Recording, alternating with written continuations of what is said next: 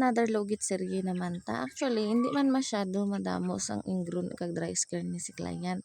Pero first time ko naka-encounter guys ba nga ang kuko ni client may nagtungas. Ara siya guys, nang natanggal kuko na siya guys. Amo gid daw na siya kada magtubo ang kuko, nagatubo man na dira pero hindi man daw masakit. Siguro guys natalang lang gid ang kuko niya dira charis. Pero actually nami tani ang kuko ni client ba galing lang amo lang to siya na diferensya kay na disalign guro na siya pagtubo niya guys. Medyo dugay-dugay na ni wala nakapalimpyo si client.